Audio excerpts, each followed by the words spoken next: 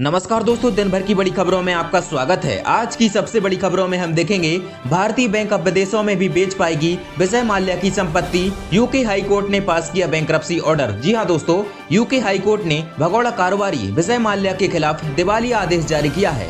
इसके साथ ही भारतीय बैंकों को दुनिया भर में माल्या की संपत्ति का पता लगाने और उसे बेचने के साथ साथ अकाउंट को फ्रीज करने की अनुमति मिल गई है। याचिकाकर्ताओं में bank of Baroda, corporation bank, federal bank limited, IDBI bank, Indian overseas bank, Jammu and Kashmir bank, Punjab and Sindh bank, Punjab national bank, state bank of Mysore, UCO सहित 13 भारतीय बैंक का SBI के नेतृत्व वाला संघ शामिल है। समाचार एजेंसी PTI की रिपोर्ट के अनुसार ब्रिटेन की अदालत ने माल्या को दिवालिया घोषित कर दिया है। आपको बता दें कि विजय माल्या अभी ब्रिटेन में जमानत पर हैं। भारत से ब्रिटेन भाग कर गए माल्या की अब बंद हो चुकी किंगफिशर एयरलाइंस के संचालन से जुड़ी कथित 9,000 करोड़ रुपए की बैंक धोखाधड़ी के संबंध में प्रवर्तन निदेशालय यानी ED और केंद्रीय जांच ब्यूरो यानी CBI द्वारा जांच की जा रही है। और आज की दूसरी बड़ी खबर में हम देखेंगे तेलंगाना में वोटरों को रिश्वत देने के मामले में पहली बार कार्यवाही, महिला सांसद कविता को 6 महीने की कैद। जी हाँ दोस्तों, किसी मौजूदा सांसद को जेल और जुर्माने की सजा सुनाए जाने का संभवतः यह पहला मामला है। तेलंगाना की सांसद कविता मलूद और उनके सहयोगी शौकत अली को मतदाताओं को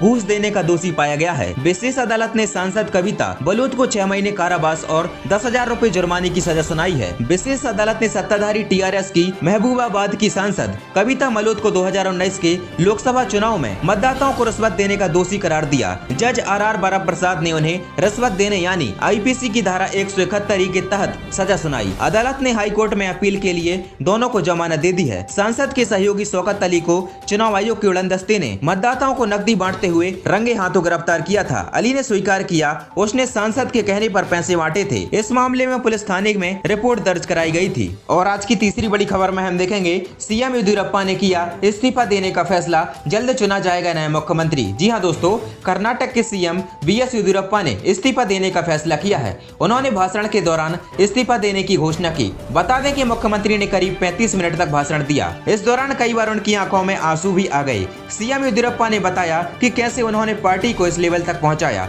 माना जा रहा है कि बढ़ती उम्र के चलते येदियुरप्पा को इस्तीफा देना पड़ा। कर्नाटक के CM येदियुरप्पा के इस्तीफा देने के बाद BJP अध्यक्ष JP नड्डा ने कर्नाटक के प्रभारी अरुण सिंह के साथ संसद भवन के अपने कमरे में हालात पर चर्चा की। सूत्रों के मुताबिक कर्नाटक के नए CM पर चर्चा की जा रही है।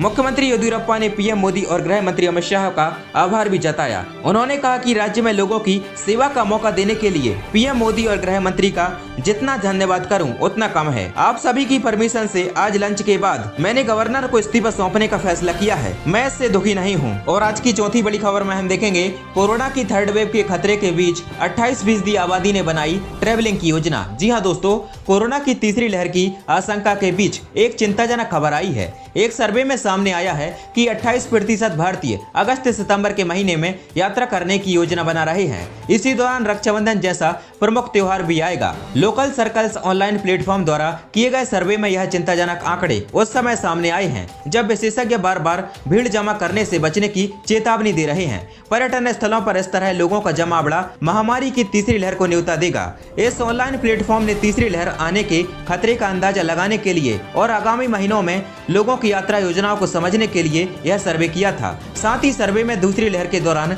लोगों द्वारा की गई यात्राओं की वजह जानने की भी कोशिश की गई। यह सर्वे 311 जिलों के 18,000 से ज्यादा लोगों के बीच किया गया। इन लोगों में 68% पुरुष और 32% महिलाएं थीं। और आज की पांचवी बड़ी खबर में हम देखेंगे कृषि मंत्री तोमर का किसान यूनियन पर हमला, कहा उनके पास कोई प्रस्ताव नहीं इसलिए चर्चा से भाग रहे। जी हाँ दोस्तों, किसान आंदोलन में अब किसानों के साथ साथ विपक्षी पार्टियां भी मैदान में कूद गई हैं। कांग्रेस से लेकर कई अन्य पार्टियां नए कृषि कानूनों के खिलाफ प्रदर्शन कर रही हैं। वहीं इस बीच केंद्रीय कृषि मंत्री नरेंद्र सिंह तोमर ने शुक्रवार को किसान यूनियन पर जोरदार हमला बोला। उन्होंने कहा कि किसान यूनियन के पास कोई प्रस्ताव नहीं है, इसलिए वो चर्चा करने के लिए नहीं आ रहे हैं। भारत सरकार किसान यूनियन के साथ साथ चर्चा करने के लिए हमेशा तैयार है। तोमर ने कहा कि राहुल गांधी को गाँव गरीब किसान के बारे में कोई अनुभव और दर्द नहीं है। राहुल गांधी को सोचना चाहिए कि जब आपने अपने घोषणा पत्र में इन्हीं कृषि कानूनों को लाने के लिए कहा था तो आप उस समय झूठ बोल रहे थे या आज झूठ बोल रहे हैं। उन्होंने कहा कि राहुल गांधी किसानों को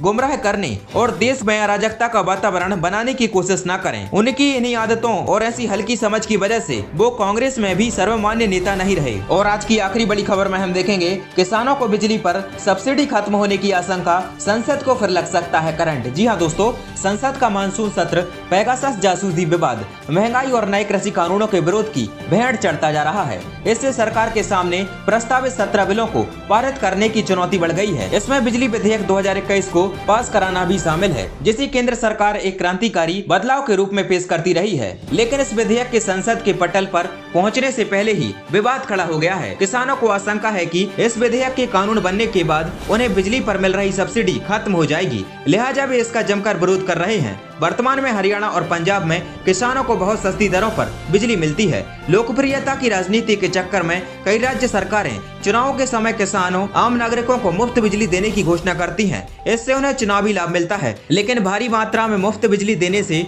बिजली उत्पादन कंपनियों को समय से भुगतान मिलने में बाधा पहुंचती है। इससे कई बार बिजली उत्पादन के समय में गतिरोध पैदा हो जाता है, क्योंकि बिजली कंपनियों को कोयला सहित अन्य मदों में भारी नकद निवेश करना पड़ता है।